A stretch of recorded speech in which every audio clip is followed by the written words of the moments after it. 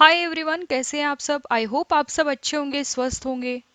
मैं युगंधरा स्वागत करती हूँ आप सभी का आपके अपने ही चैनल में जिसका नाम है learn all subjects with Yugandhara. So friends, आज हम स्टडी करेंगे नाइन्थ स्टैंडर्ड का सब्जेक्ट डिफेंस स्टडीज। सो जैसे कि आप वीडियो लेक्चर में देख रहे हैं, हमारा डिफेंस स्टडीज का टेक्स्ट बुक हमारे सामने ही है। So let's start.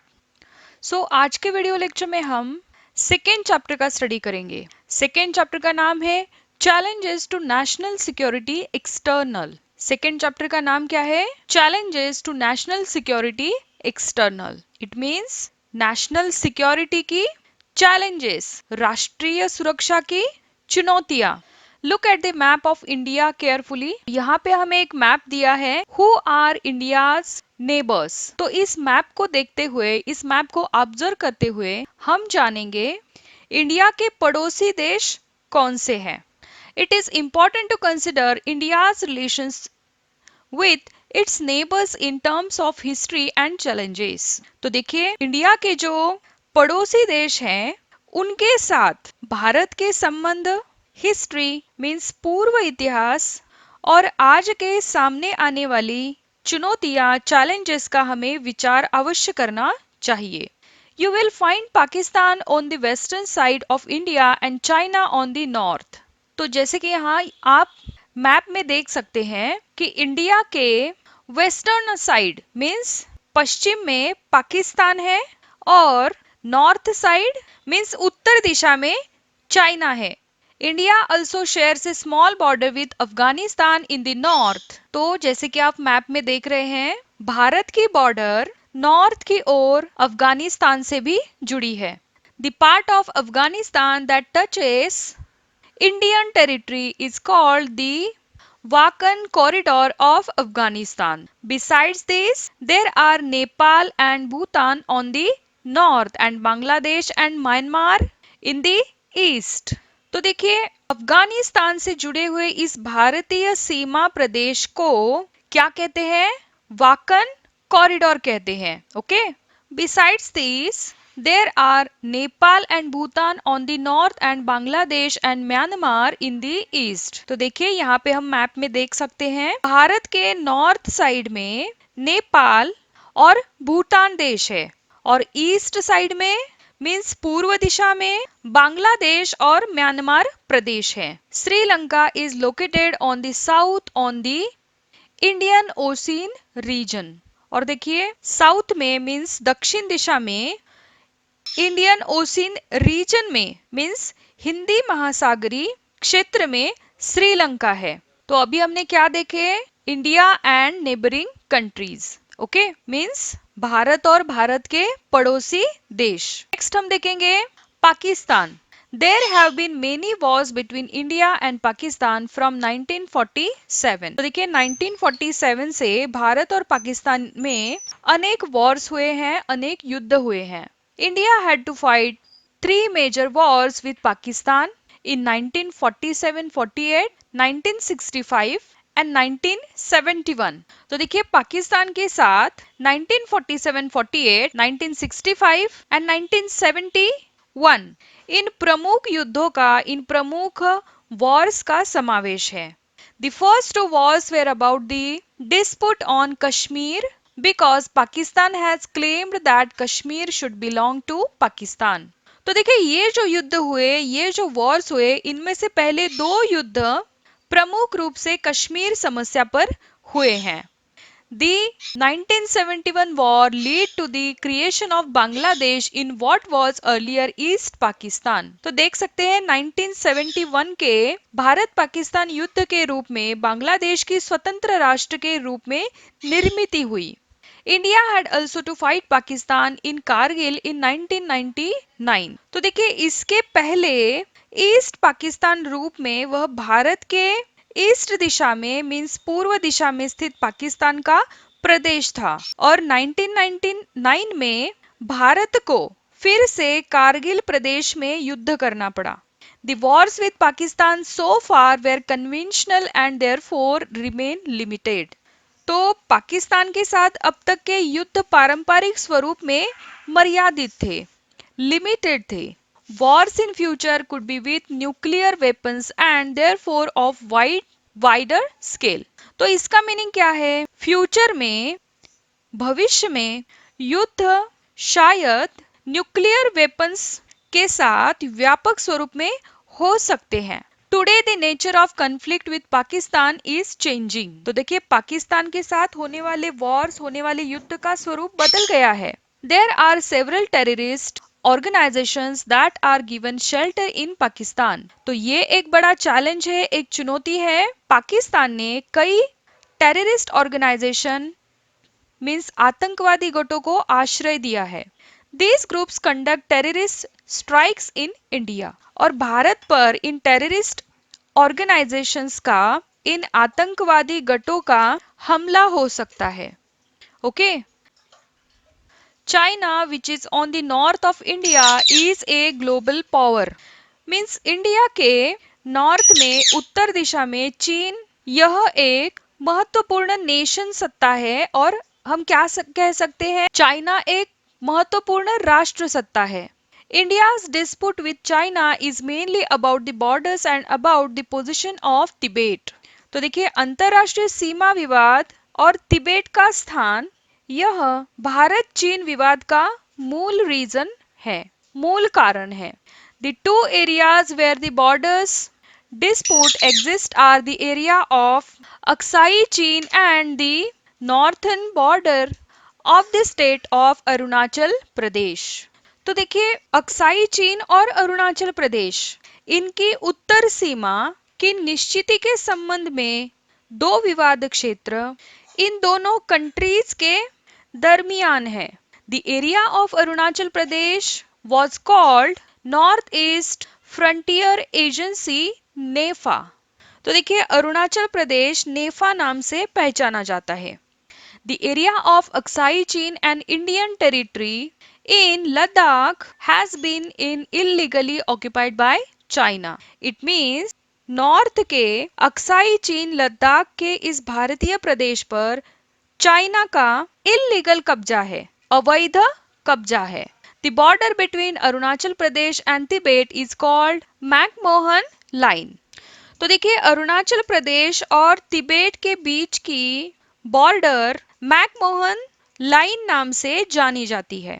This line was finalized in 1914 at a conference held in Shimla in the presence of representative of India, China and Tibet. तो देखिए, शिमला में 1914 में भारत, चीन और तिबेट प्रतिनिधियों की प्रेजेंट में, उपस्थिति में, Henry McMahon, then British official, was also instrumental in finalizing this line of international border between India and China. तो देखिए, शिमला में 1914 में भारत, चीन और तिबेट प्रतिनिधियों की प्रेजेंटी में, उपस्थिति में, हेनरी मैकमोहन ब्रिटिश अधिकारी ने भारत चीन के बीच की इंटरनेशनल बॉर्डर निश्चित की थी। This border dispute was the main reason for the 1962 war between India and China. तो देख सकते हैं, 1962 के भारत चीन युद्ध का मूल कारण यह बॉर्डर डिस्प्यूट मीन्स सीमा विवाद है। Okay. Tibet has traditionally been recognised as an autonomous region. तो पारंपरिक दृष्टि से तिबेट यह स्वतंत्र देश है, इंडिपेंडेंट प्रदेश है। It has its own Buddhist culture, और उनकी अपनी एक बुद्धिस्ट कल्चर है, बुद्धिस्ट संस्कृति है, यह उनकी विशेषता है। However, since 1950s, China has occupied Tibet and has tried to end traditional Buddhist culture. तो देखिए, 1915 से चीन ने तिबेट पर अपना अधिकार प्रस्तापित किया है और वहां की बुद्धिस्ट कल्चर नष्ट करने का प्रयास कर रहा है। The Tibetan leader Dalai Lama fled to India in 1958 because of the atrocities by China on Tibetan people। तो देख सकते हैं, तिबेट की पीपल, तिबेट की जनता पर चल रहे अत्याचार के कारण तिबेट के प्रसिद्ध धार्मिक नेता, उनका नाम क्या है? दलाई लामा। उन्होंने 1958 से भारत में आश्रय लिया है। नेक्स्ट है Bangladesh.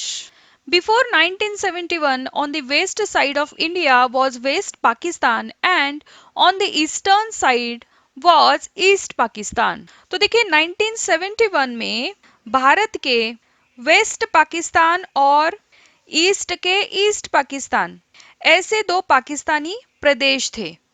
Thus, there were two Pakistans on both the sides of India. East Pakistan was being oppressed and was denied human rights.